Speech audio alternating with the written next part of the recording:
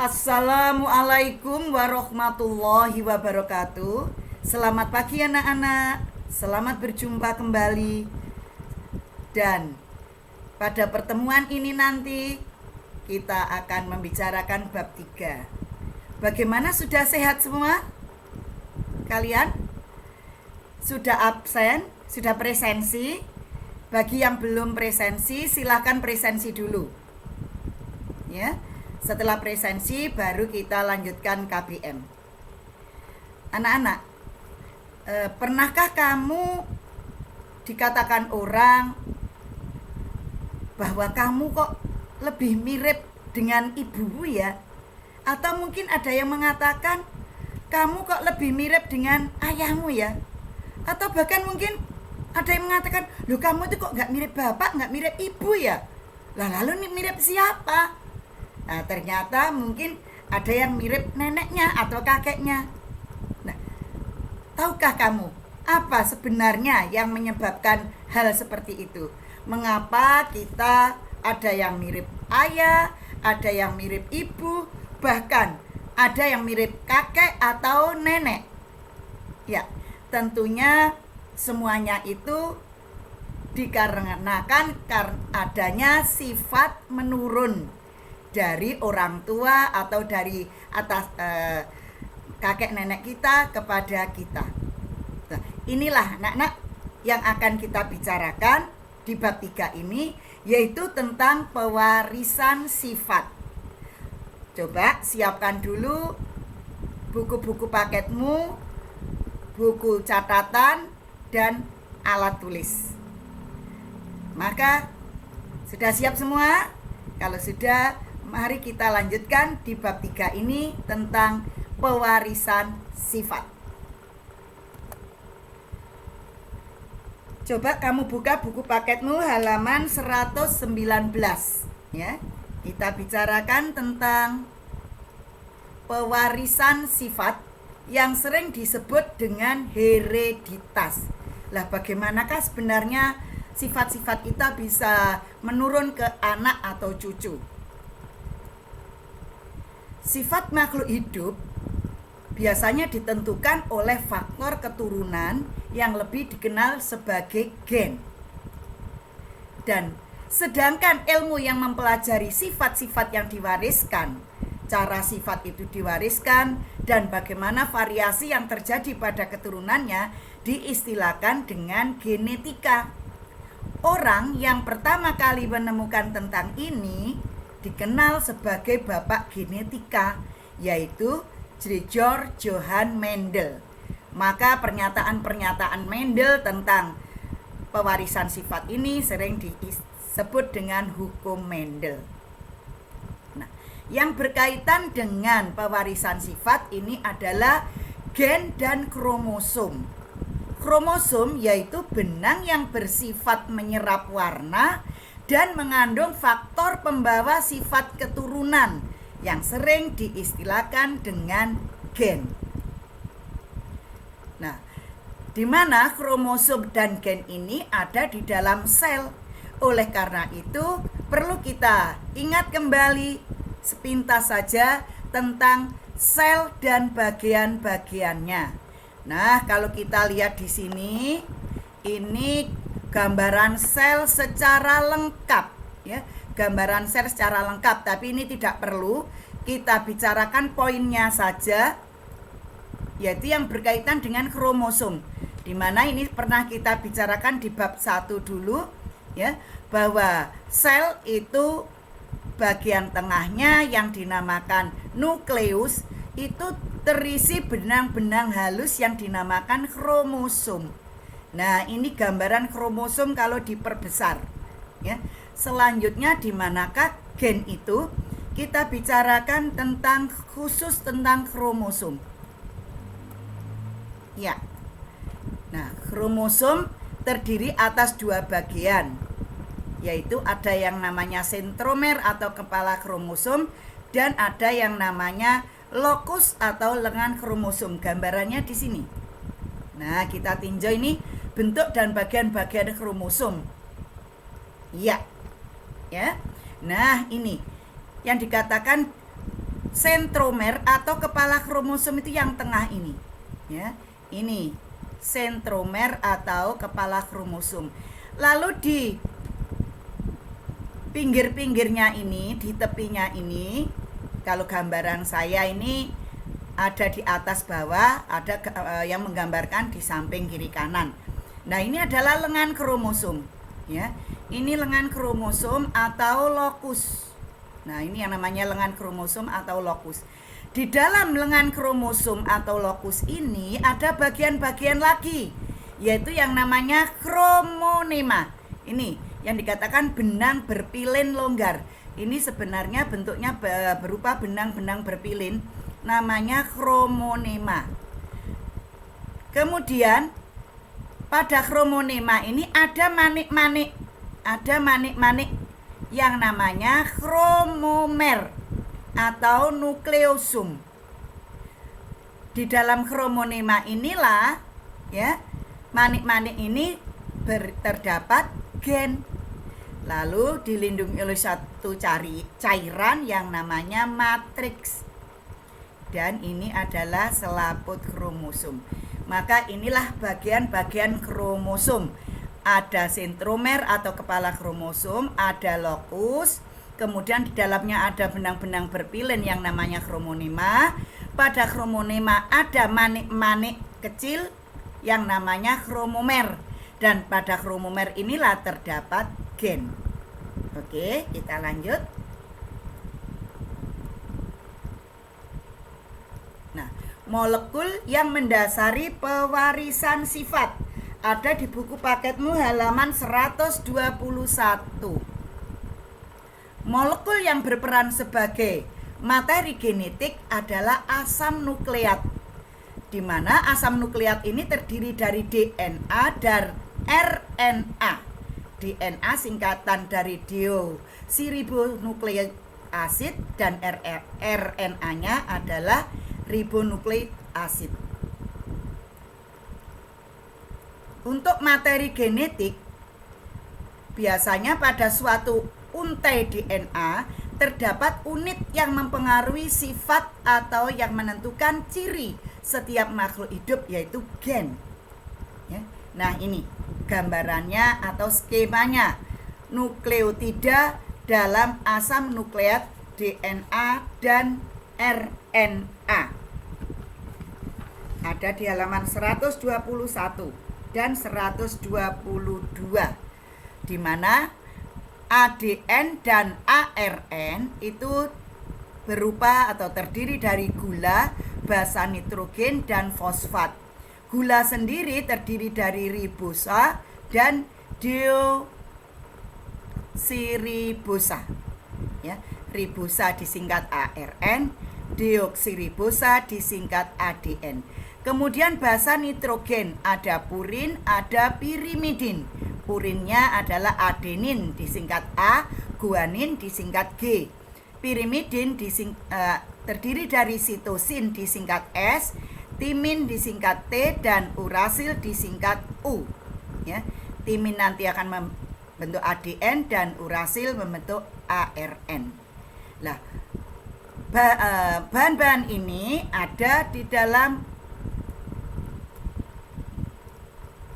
struktur DNA dan RNA. Nah, ini kamu lihat di buku paketmu halaman 123 tentang struktur DNA dan RNA. Ini struktur DNA-nya yang tadi dikatakan dalam kromosom yang bentuknya seperti benang-benang berpilin ini. Nah, ini ya, ini gandengannya. Kemudian ini struktur RNA, ya. Struktur RNA-nya seperti ini. Ya. Kita lanjut di halaman berikutnya. Ya. Berdasarkan sifatnya, kromosom mempunyai dua tipe, yaitu ada yang dinamakan autosom yang berupa kromosom tubuh, dan gonosom atau aeolosom yang berupa kromosom seks. Lah, apa bedanya kromosom tubuh dan kromosom seks?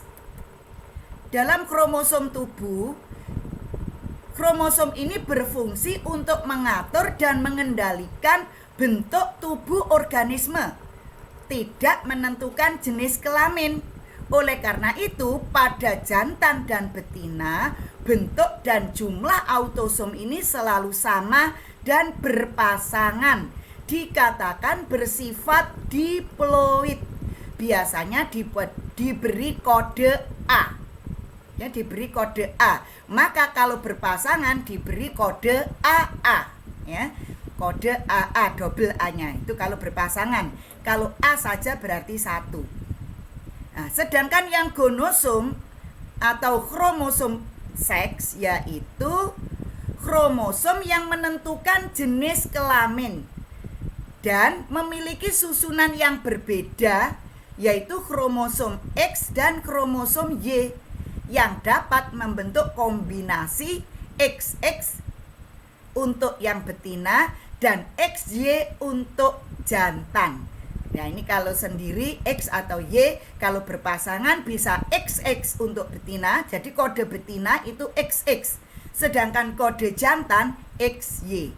Ini tentang gonosom. Nah, jumlah kromosom di dalam setiap sel tubuh organisme berbeda-beda, tetapi tidak ada hubungan antara jumlah kromosom dengan tingkat atau derajat organisme. Sebagai contoh berikut ini, ya, saya ambilkan beberapa contoh jumlah kromosom dalam berbagai organisme.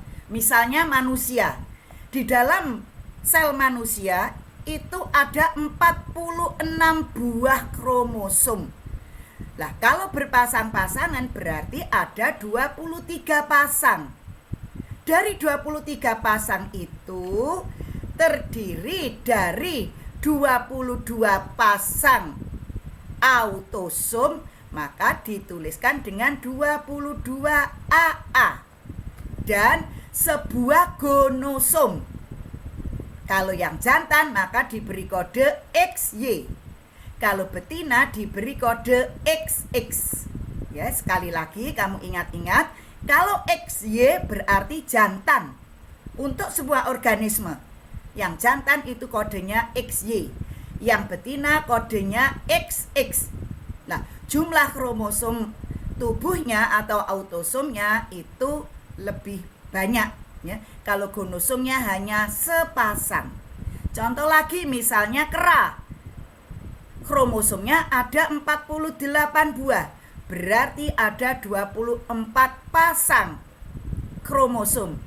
Terdiri dari 23 autosom, baik yang jantan maupun betina sama, dan 1 gonosom untuk yang jantan XY dan betina XX. Nah, untuk selanjutnya bisa kamu baca sendiri, ya. Kamu baca sendiri.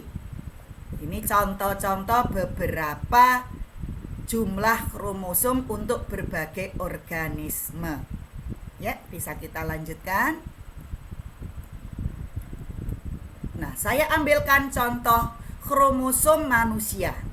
Pada sel tubuh manusia mempunyai jumlah kromosom 46 buah. Berarti ada 23 pasang. Dari 23 pasang ini terdiri dari 22 pasang autosom atau kromosom tubuh dan 1 pasang gonosom atau kromosom seks. Nah, pada sel tubuh mengandung 2 perangkat kromosom, disebut bersifat diploid atau 2N. Pada sel kelamin, baik pada sperma maupun ovum, itu mengandung 1 perangkat kromosom yang bersifat haploid atau N. Nah, sel diploid adalah sel yang memiliki kromosom yang berpasangan atau sel yang memiliki 2 set, 2 perangkat kromosom yang sealela. Sedangkan sel haploid adalah sel yang tidak berpasangan atau hanya memiliki seperangkat satu set atau kromosom saja.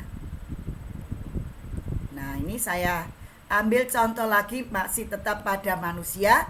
Saat terjadi pembentukan sigut, ya, bila terjadi peleburan gamet saat pembentukan sigut, yang terbentuk, ya, tetap terjadi stabilan dengan jumlah kromosom 23 pasang atau 46 buah. Nah, ini coba perhatikan, ini agak sulit, ya. Saya tampilkan di sini jenis kelamin perempuan atau wanita. Itu lambangnya seperti ini, bulatan, ada tanda panah ke bawah. Sedangkan laki-laki atau pria, bulatan, ada tanda panah ke atas. Ya, ini sering kita jumpai di toilet-toilet itu, ya. Kemudian untuk sel induknya, sel induk, ya, induknya, orang tuanya itu terdiri dari 22 pasang autosom. Maka dituliskan dengan 22 AA. Artinya apa? Ini berpasangan AA. Ya.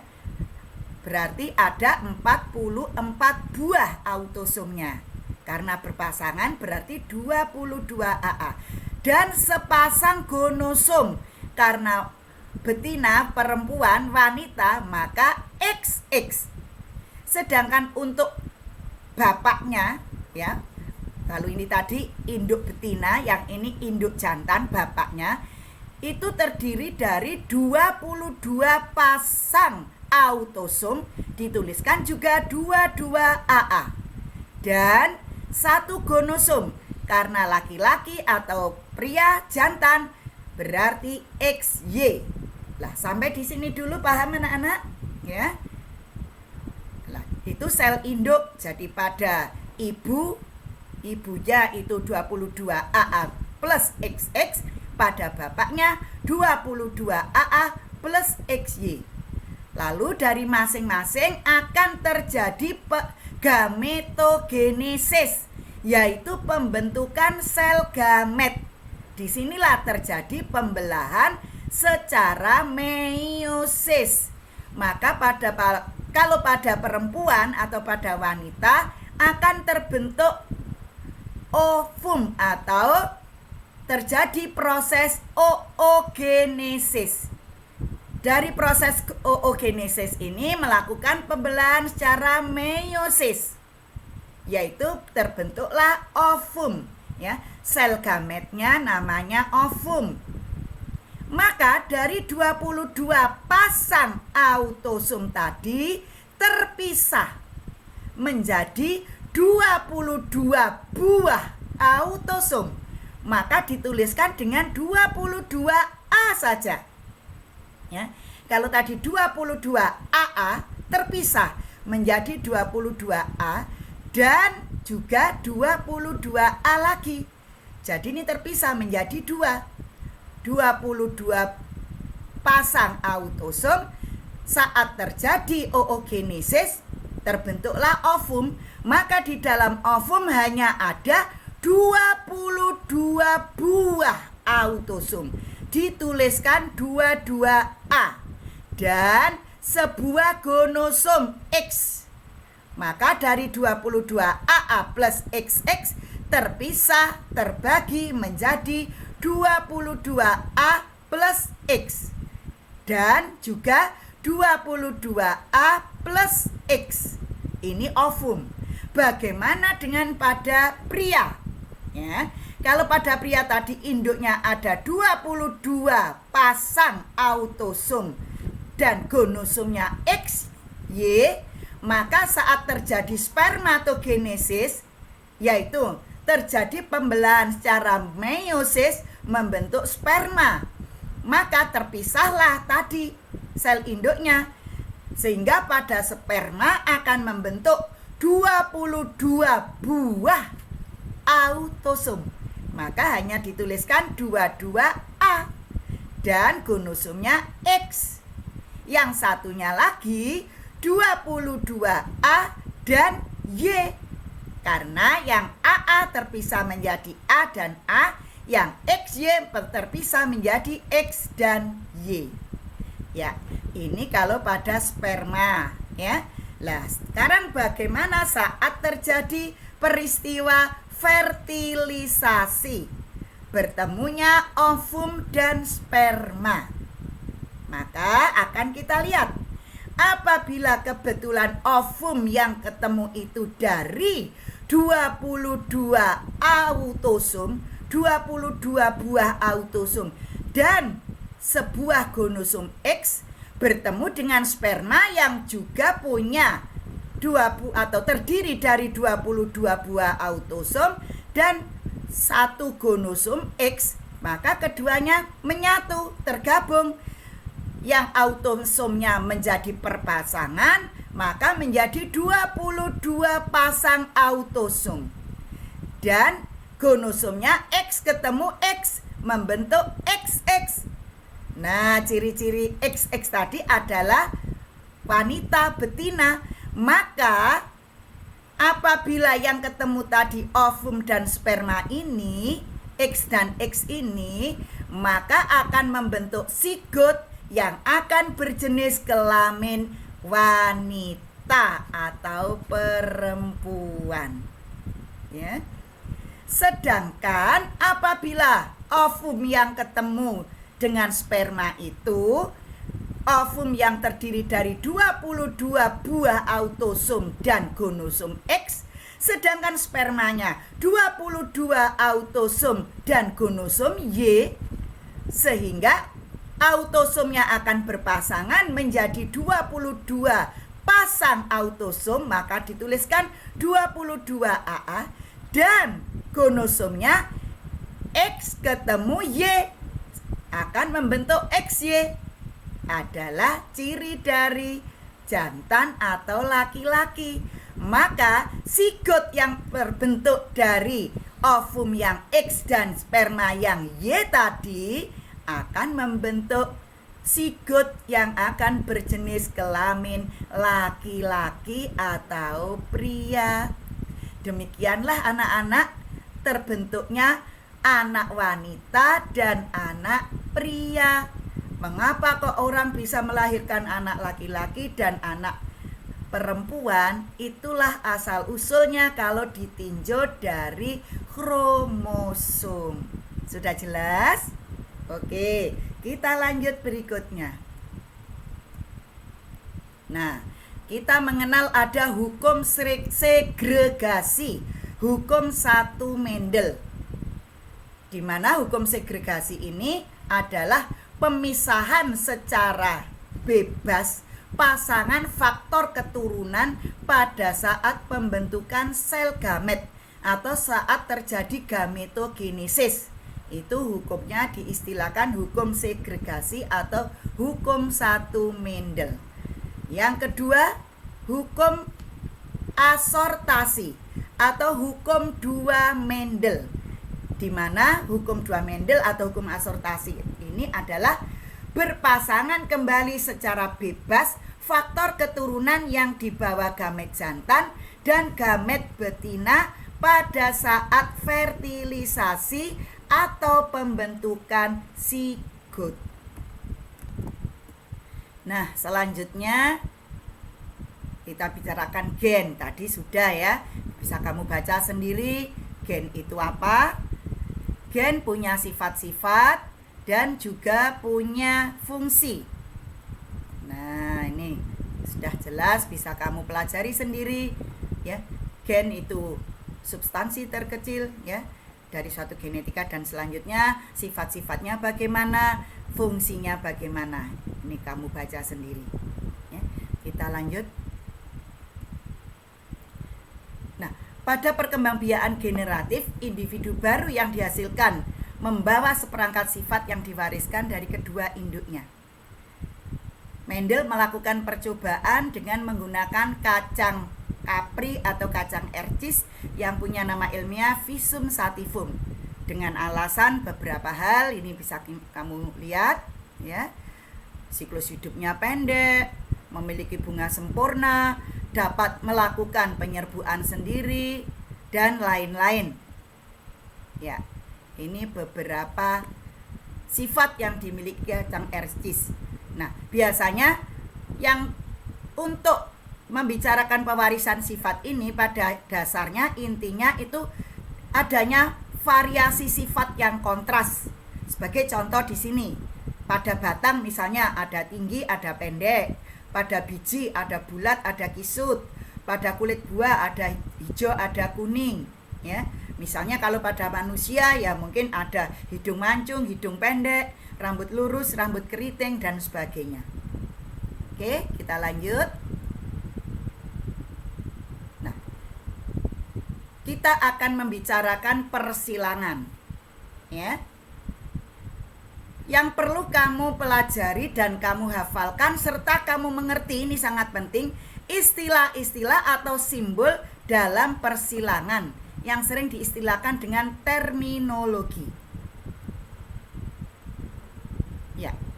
Biasanya dalam suatu persilangan itu diawali dari orang tua atau induk yang sering diistilahkan dengan parental yang diberi kode P.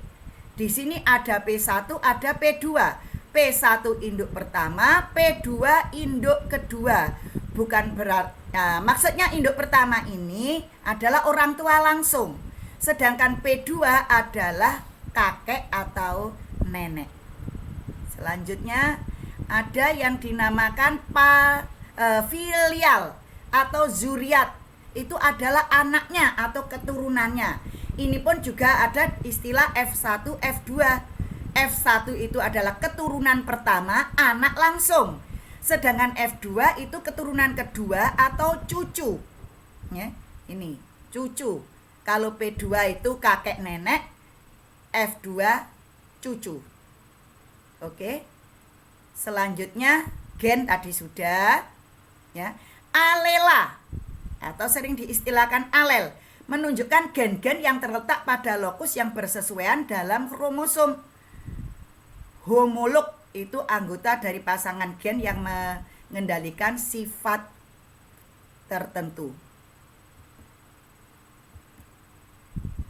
Ya, ada istilah genotip, sifat dasar yang tidak tampak, tidak kelihatan. Kemudian fenotip itu sifat keturunan yang tampak, yang dapat dilihat. Seperti misalnya hidungmu mancung, rambut keriting, kulit putih bersih, itu yang kelihatan dari luar itu namanya fenotip. Nah, sifat yang ada di dalam gen namanya genotip. Ya. Ada yang dinamakan atau diistilahkan dominan. Itu biasanya sifat yang kuat, sifat yang mengalahkan atau menutupi sifat lain yang sealila. Kemudian resesif itu sifat yang dikalahkan atau ditutupi oleh sifat yang dominan yang sealilah.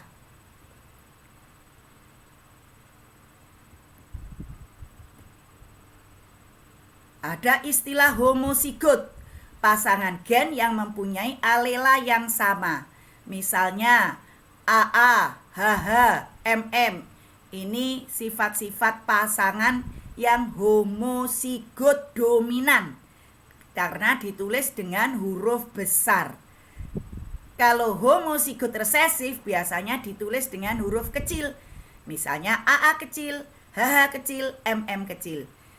Kalau hurufnya sama, kembar, itu namanya homozigot. Kalau besar-besar semuanya homozigot dominan, kalau kecil-kecil semuanya namanya homozigot resesif. Lalu ada yang namanya heterozigot, pasangan gen yang mempunyai alela yang tidak sama atau berbeda. Nah, biasanya ketemunya besar kecil seperti ini. Ini namanya heterozigot, ya. Tapi hurufnya sama. Kalau A ya sama-sama A besar, A kecil, H ya sama-sama H besar, H kecil, dan seterusnya. Ini namanya heterozigot. Kalau ada yang bersifat intermediate, intermediate itu sama-sama kuat. Sifat gabungan dari dua induk yang sama kuat. Tidak ada yang dominan, tidak ada yang resesif. Ya. Kemudian gamet, sudah kita kenal, gamet itu sel kelamin. Bisa berupa ovum, bisa berupa sperma. Oke. Nah, selanjutnya kita bicarakan persilangan antara dua individu atau hibridisasi. Bisa kamu lihat dari buku paketmu halaman 133 dan 134. Ya. Dalam membicarakan hibridisasi ini dibedakan ada beberapa macam. Yang pertama, berdasarkan sifat, jumlah sifat bedanya. Ya, berdasarkan jumlah sifat beda. Ada yang dinamakan monohibrida. Ini ada di halaman 134. Yaitu persilangan dengan satu sifat beda. Kita ambil contoh misalnya tentang batang tinggi disilangkan dengan batang pendek. Ya. Yang kedua namanya dihibrid atau dihibrida, yaitu persilangan dengan dua sifat beda. Misalnya meninjau dua sifat, batang tinggi, biji bulat, maka akan disilangkan dengan batang pendek, biji kisut. Ini bukan 4 sifat beda, tapi 2 sifat beda dengan sifat yang kontras, tinggi kontrasnya pendek, bulat kontrasnya kisut. Ya. Nah, dari sini kamu bisa memberikan contoh beberapa sifat yang ada pada tubuh kita, tubuh manusia, apa saja. Ya. Kemudian kalau kita tinjau berdasarkan sifatnya, kalau tadi jumlah sifat beda, sekarang sifatnya. Ada yang dinamakan dominan penuh atau dominan sempurna, yaitu alela yang satu bersifat dominan terhadap alela pasangannya. Ada yang bersifat dominan tidak sempurna atau tadi yang diistilahkan dengan intermediate, yaitu alela yang satu dengan alela pasangannya bersifat sama kuat. Tidak ada yang kalah, tidak ada yang menang. Ya, mari kita lihat untuk menentukan rasio hasil persilangan melalui bagan. Ya, kita ambil contoh persilangan monohibrid. Ya, ada di halaman 135. Kita bicarakan yang dominan penuh atau dominan sempurna. Kita coba membuat persilangan antara bunga merah dengan bunga putih. Nah, bagaimana langkah-langkahnya? Ya, cara-cara penyelesaiannya. Ya, di sini ditentukan merah bersifat dominan. Ya, merah bersifat dominan. Maka cara penyelesaiannya kita buat bagan. Bagannya bagaimana? Diawali dari orang tua atau parental 1, merah putih, ya. Yang merah ini misalnya kita anggap yang dominan. Nah, maka gennya, genotipnya itu kita beri kode M besar. Nah, karena induknya tadi dikatakan berpasangan, maka nulisnya MM. Sedangkan putih bersifat resesif, kalah, maka ditulis dengan huruf kecil. Nulisnya tidak putih, tidak P, tapi mengikuti yang dominan. Merah mengikuti merah, maka dilambangkan M. Tapi M-nya ditulis dengan M kecil. Nah, inilah yang dimaksud alila itu. Ya. Jadi merah dituliskan dengan MM besar karena berpasangan, putih ditulis dengan MM kecil karena bersifat resesif, kalah, MM kecil. Oke, juga berpasangan. Terus kita lihat gametnya. Gametnya tadi berpisah, ya. Gamet atau sel kelaminnya berpisah, maka dari MM yang gandeng terpisah menjadi M M. Ini artinya sendiri-sendiri, sudah terpisah gametnya, ya. M dan M. Sedangkan yang putih juga M kecil dan M kecil. Yang merah tadi M besar dan M besar. Maka kalau gamet ini merah ketemu putih M kecil, akan terbentuklah sigot, yaitu keturunan. Filialnya F1, ketemunya M besar dan M kecil. Nah, huruf M besar M kecil ini dinamakan sifat genotif. Tidak terlihat dari luar. Tidak terlihat dari luar. Lah, M besar M kecil ini ketemunya apa? Ketemunya merah. Nah, yang kelihatan dari luar itu merahnya. Maka merah ini dikatakan fenotif. Karena merahnya anaknya ini beda dengan merah induknya. Kalau merah induknya tadi MM besar, ini dikatakan homozigot dominan atau dikatakan galur murni. Sedangkan merah pada anaknya ini ada M besar dan M kecil, maka merahnya dinamakan heterozigot. Merah heterozigot. Beda antara merah induk dan merah anak. Selanjutnya,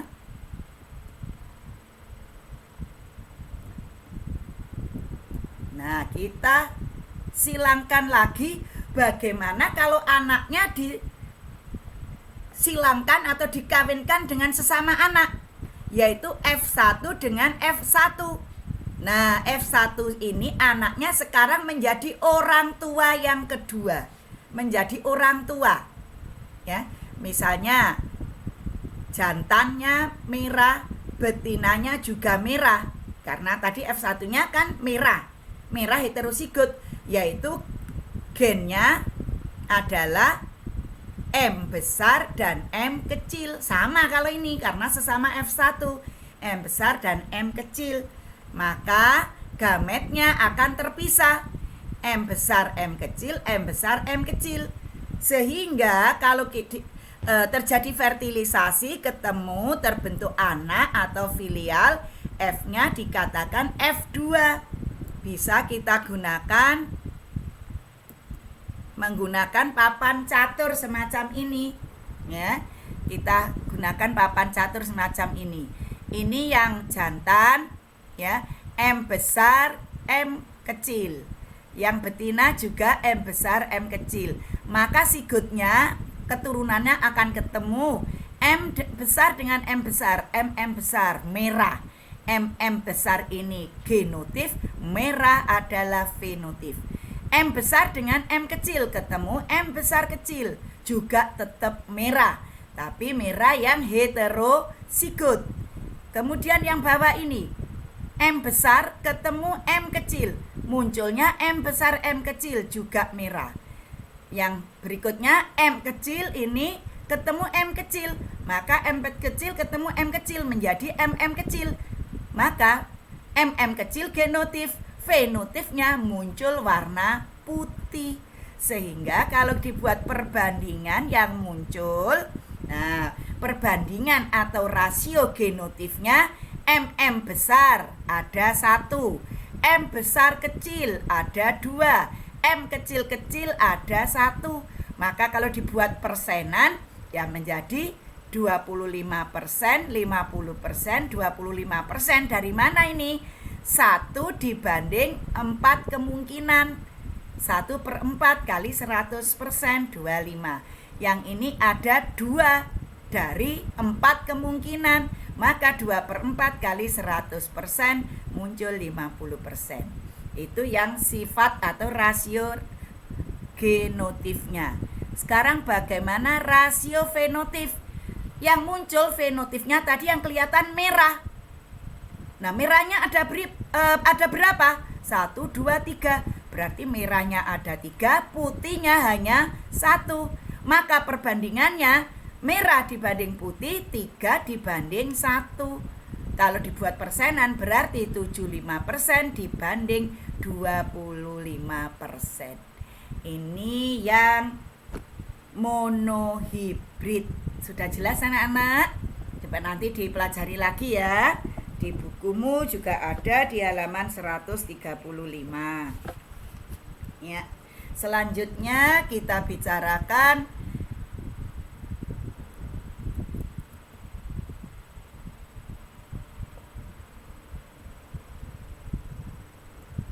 monohibrid intermediate, ya. Monohibrid intermediate. Bagaimana kalau monohibrid intermediate? Kita buat sama. Contoh persilangan antara bunga merah dengan bunga putih. Nah, merah bersifat intermediate. Sama-sama kuat. Bagannya sama persis, ya. P1-nya merah yang jantan, putihnya yang betina. Terus gennya juga sama, MM besar, MM kecil. Gametnya juga sama, M besar, M besar, M kecil, M kecil. F1-nya juga sama genotipnya, M besar dan M kecil. Lah, bagaimana yang muncul fenotipnya? Ternyata fenotip yang muncul yang kelihatan M besar ketemu M kecil, kalau itu intermediate sama-sama kuat, yang muncul adalah merah muda atau pink, atau dalam bahasa Jawa jambon. Itu yang kelihatan namanya fenotip. Nah, sudah paham ya? Perbedaannya hanya pada fenotipnya saja, ya. Perbedaannya hanya pada fenotipnya saja. Selanjutnya yang keturunan kedua, bila F1 disilangkan dengan F1, ini pun juga sama, ya, sama induknya, hanya saja namanya tidak merah tapi merah muda disilangkan dengan merah muda, maka gennya M besar kecil, M besar kecil. Gametnya sama, M besar, M kecil untuk yang jantan, untuk yang betina juga M besar, M kecil. F2-nya juga sama dengan yang tadi, ya. M besar ketemu M besar, munculnya ini warnanya merah. Tapi saat M besar ketemu M kecil, warnanya menjadi merah muda. Demikian juga yang ini, M besar dengan M kecil muncul merah muda. Kalau M kecil ketemu M kecil, munculnya putih.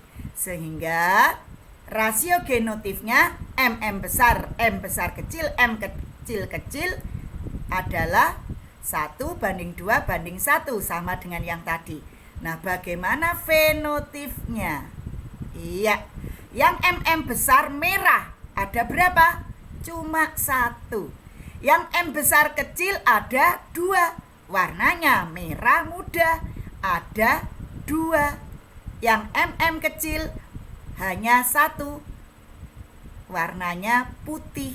Maka fenotipnya rasionya sama dengan genotip, yaitu 1:2:1. Merah 1, merah muda 2, putihnya 1. Sehingga prosenannya juga sama. Demikianlah untuk warisan sifat atau persilangan monohibrid yang dominan sempurna dan yang intermediate. Selanjutnya kita bicarakan yang dihibrid, ya. Misalkan persilangan dihibrid ada di halaman buku paketmu halaman 138. Kita bicarakan yang dominan sempurna. Contoh, persilangan bunga merah besar dan putih kecil. Nah, ini 2 sifat beda. Merah besar, ya, 2 sifat beda. Merah 1 sifat, besar 1 sifat. Sifat yang kontras adalah putih kecil. Merah dan besar bersifat dominan. Bagannya sama. Diawali dengan P1. Merah besar, putih kecil. Ayo, siapa bisa gennya bagaimana? Merah tentunya mm besar. Besarnya BB besar. Sedangkan putih mm kecil, kecilnya BB kecil. Maka gametnya akan muncul M besar B besar. Lah ini dengan ini dengan ini. M besar B besar, M besar B besar. Sedangkan yang putih kecil, M kecil, B kecil, M kecil, B kecil. Maka F1-nya akan ketemu M besar ketemu M kecil menjadi M besar kecil, B besar ketemu B kecil menjadi B besar B kecil. Sehingga genotif dari anaknya M besar kecil, B besar kecil. Maka fenotipnya munculnya merah besar. Ya, tapi merah besar yang heterozigot. Karena besar kecil. Ya. Terus bagaimana P2-nya? Ya, P2-nya yaitu F1 disilangkan F1.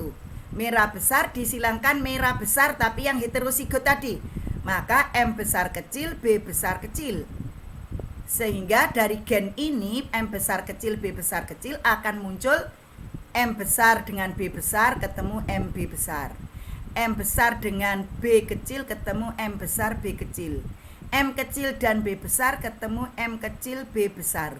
M kecil B kecil ketemu menjadi M kecil B kecil. Lah karena ini sama maka dituliskan sama. Sehingga F2-nya ada 16 kemungkinan. Ini yang jantan, M besar B besar, M besar B kecil, B kecil B besar, B kecil B kecil. Demikian juga yang betina ini. Maka kalau digabungkan akan ketemu M besar, B besar, B besar. Muncul merah besar. B besar, M besar dengan B besar, B kecil. Muncul ini. Munculnya merah besar. Selanjutnya M besar B kecil dan M besar B besar. M besar B kecil, M kecil, B besar B besar. Merah besar juga. Ini M besar B besar dengan M kecil B kecil. Maka munculnya M besar, M kecil, B besar, B kecil. Munculnya merah besar. Coba kamu lihat selanjutnya. Ini ketemu ini. Nah, ini kamu amati ya. Kamu amati. Coba yang ini kamu amati. Nah, munculnya 16 kemungkinan ini.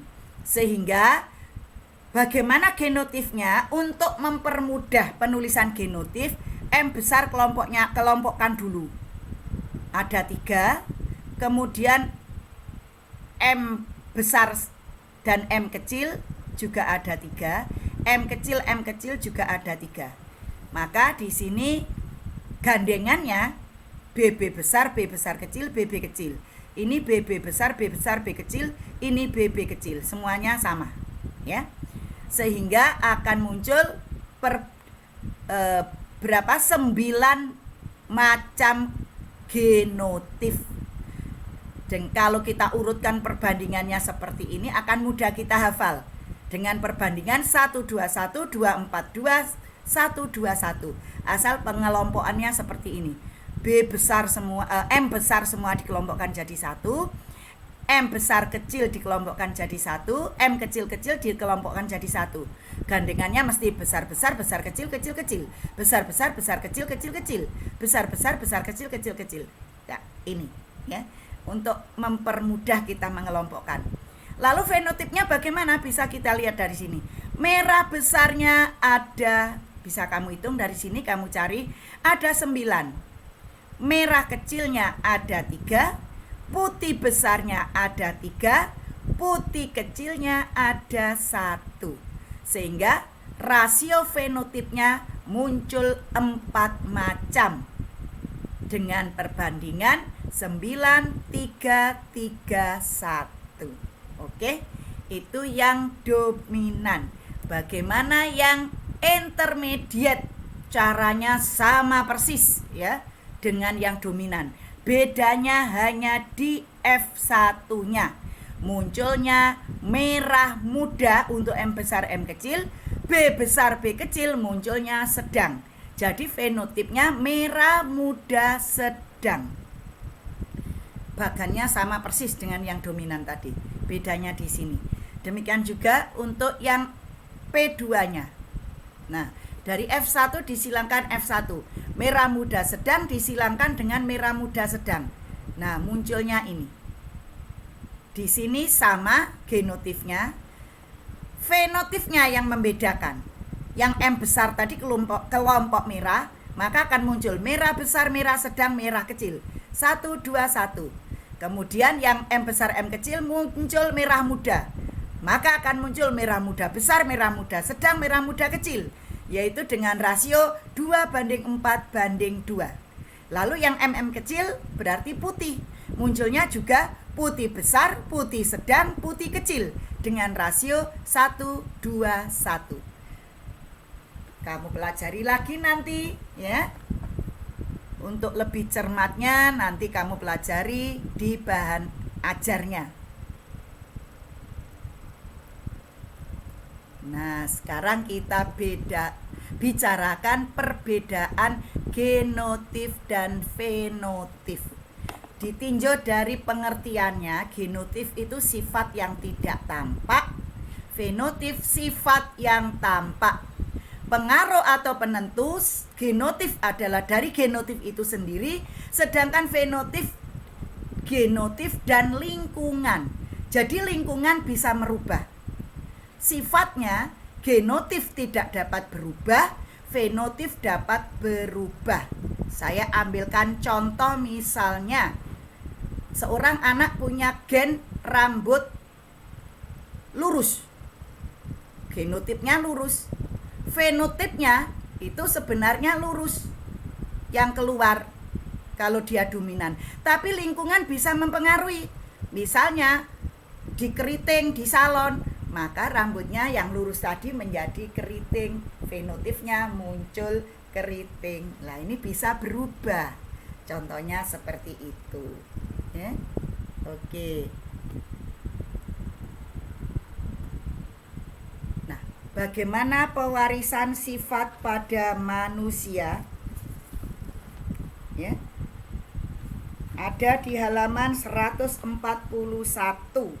ya, sampai dengan 146 ya, dari buku paketmu. Kamu buka ya.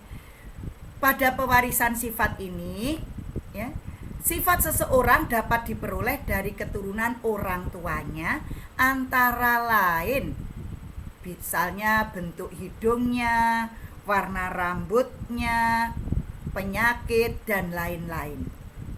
Penurunan penyakit ada yang melalui autosom, ada juga yang melalui gonosom. Nah, penyakit-penyakit yang menurun melalui autosom antara lain jari lebih atau polidaktili ya. Jadi jarinya itu mungkin tidak 5 tapi bisa 6. Ini memang langka ya. Kemudian kencing manis atau diabetes mellitus. Ini penurunan penyakit dari autosom. Lalu ada talasemia, penyakit darah bawaan, yaitu sel darah merah pecah dan sel darah putih meningkat. Ini talasemia. Ini juga penyakit menurun. Albinisme, kurangnya pigmen tubuh yang menyebabkan penyakit albino. Orang Jawa mengatakan bule, tidak punya warna kulit. Jadi orangnya putih, memplak gitu, tidak punya warna kulit, tidak punya pigmen, kulitnya putih gitu ya. Itu albinisme, penyakitnya namanya ya, sering disebut albino. Kemudian penyakit yang terpaut kromosom X ya, penyakit yang menurun melalui gonosom. Penyakit-penyakit ini terpaut pada kromosom X atau kromosom Y. Penyakit yang terpaut oleh kromosom X antara lain buta warna, hemofili, yaitu darah tidak bisa membeku bila luka. Bisa kamu baca di buku paketmu halaman 146 ya. Dan 145 untuk yang buta warna. Kemudian amolar, gigi tak bergeraham, artinya gigi gerahamnya tidak tumbuh, adanya hanya punya gigi seri saja, gigi susu saja, sehingga bagian belakang agak ompong. Kemudian anodonta, gigi ompong, giginya tidak pernah tumbuh. Jadi ternyata ada orang-orang yang giginya tidak pernah tumbuh, namanya anodonta. Ini juga penyakit yang diturunkan dari kromosom X. Selanjutnya penyakit yang terpaut kromosom Y. Penyakit ini biasanya diderita oleh laki-laki, antara lain hystrix gravior, pertumbuhan rambut yang luar biasa. Kemudian webbed toes, pertumbuhan selaput di antara jari-jari. Jadi antara jari-jari tangan ini ada selaputnya, seperti itik begitu. Itu ternyata penyakit menurun yang disebabkan oleh kromosom Y. Kemudian hypertrichosis, pertumbuhan rambut pada daun telinga. Ini sering kita jumpai kalau ini. Nah, ini beberapa contoh anak-anak yang punya hystrix gravior. Lah, ini dia. Mukanya ditumbuhi rambut semua. Nah, ada yang bentuknya seperti ini. Ada yang bentuknya seperti ini. Tapi di Indonesia jarang kita jumpai ya. Nah, ini contoh-contoh hystrix gravior.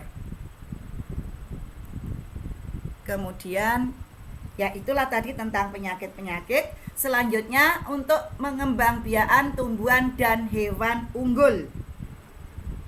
Itu bisa kamu lihat pada halaman 147 sampai dengan selesai ya, 151.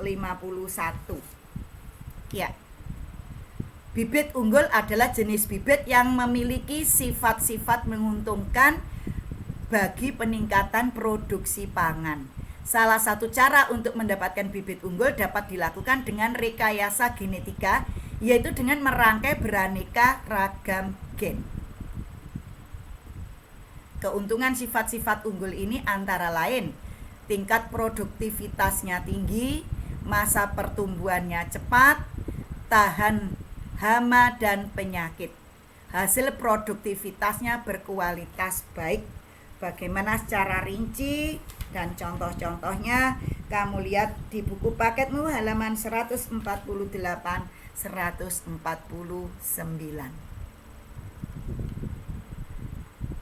Ya, demikianlah tadi tentang tentang materi pewarisan sifat. Selanjutnya soal-soal ini kamu catat dan kamu kerjakan di buku tugas. Nanti setelah selesai pekerjaannya kamu potret kemudian dikirim. Ya, saya beri waktu 2 hari untuk mengerjakan soal-soal ini. Silakan dicatat dulu. Ya. Setelah itu dikerjakan di buku tugas. Demikian pertemuan pada kesempatan ini tentang pewarisan sifat. Semoga apa yang saya sampaikan bisa bermanfaat dan selamat belajar, selamat mengerjakan. Billahi taufik wal hidayah. Wassalamualaikum warahmatullahi wabarakatuh.